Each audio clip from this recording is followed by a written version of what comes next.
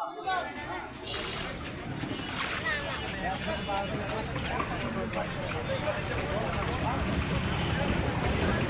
আলাইকুম বন্ধুরা, আপনারা দেখতে পাচ্ছেন আমি ঝিনাইদহ সদর থানা উপজেলার বৈডাঙ্গা বাজারে আছি।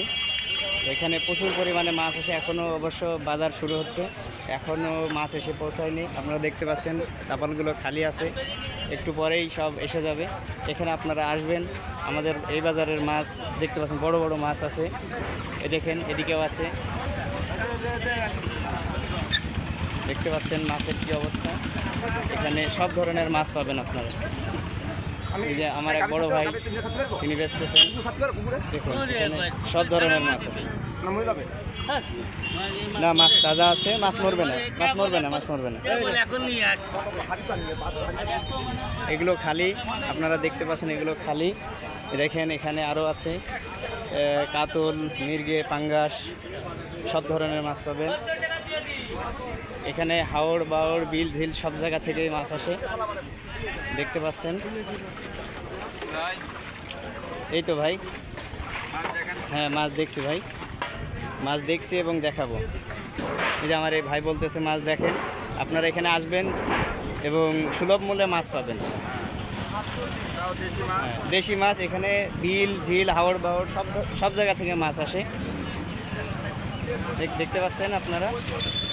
আমার বাম পাশে কাঁচা বাজার। চলুন আমরা মাছের বাজার আরেকটু দেখি। দেখেন এখানে শিং মাছ, অর্থাৎ গ্রাম্য ভাষায় জেল মাছ বলে, শিং মাছ আছে, ওখানে ট্যাংরা মাছ আছে।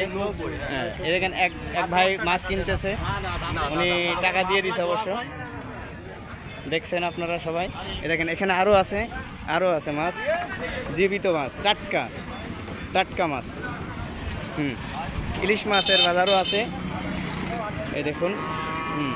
বড় বড় ইলিশ মাছ, আপনারা এখানে আসবেন। হ্যাঁ, এই দেখেন, দেখতে পাচ্ছেন শিং মাছ, খুব সুস্বাদু একটা মাছ, শিং মাছ। এখানে আরও আছে, দেখতে থাকুন। এই যে আমাদের মহাসড়ক দেখতে পাচ্ছেন। আমার পূর্ব দিকে বিশাল গরু ছাগলের হাট আছে, এখানে বিশেষ করে গরু।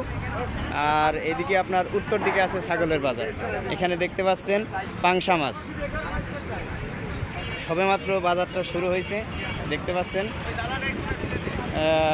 ঘণ্টাখানিক পরেই এখানকার পরিবেশ অন্যরকম হবে, প্রচুর লোক সমাগম, দেখতে পাচ্ছেন। এখানে আরও বড় বড় মাছ আছে, এই অবস্থা। চলুন আমরা একটু কাঁচা বাজার ঘুরে আসি। এই যে আমি রাস্তা অতিক্রম করছি, আর বন্ধুদের আমি জানাই, যখন রাস্তা অতিক্রম করবেন ডানে ভাই খেয়াল করে দেখবেন যে আসলে কি অবস্থা আছে, রোডে গাড়ি আছে না গাড়ি ফাঁকা আছে। যদি গাড়ি থাকে তাহলে অবশ্যই থেমে যাবেন। দেখুন আমি এখন কাঁচা বাজারে ঢুকছি, দেখতে পাচ্ছেন এখানে কাঁচা বাজার। ও পাশে আছে সম্ভবত এটা গুড়। বড় ভাই, এটা কিসের গুড়? এটা হলো আখের গুড়। এটা আখের গুড়। আপনাদের যদি আখের গুড় লাগে আমাদের বৈডাঙ্গা বাজারে অবশ্যই চলে আসবেন। আখের গুড়, পাটালি আছে। দেখেন এখানে সবজি, পাশে সবজি আছে, আপনারা চলে আসবেন। দেখুন কি অবস্থা, এখন বাজার সার্বিক পরিস্থিতি দেখতে পাচ্ছেন।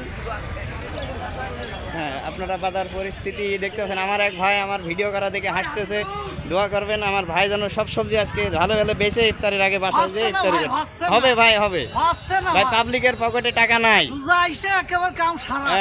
শুনতে পাচ্ছেন, রোজা এসে নাকি কাম সারা, যেখানে আল্লাহর রহমত বরকত এবং মাগফিরাতের সময় বলে কাম সারা হয়ে গেছে।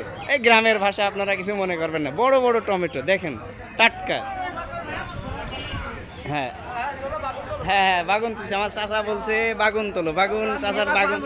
হ্যাঁ, বাগুন হয়ে যাবে, হ্যাঁ সবই হবে। হ্যাঁ,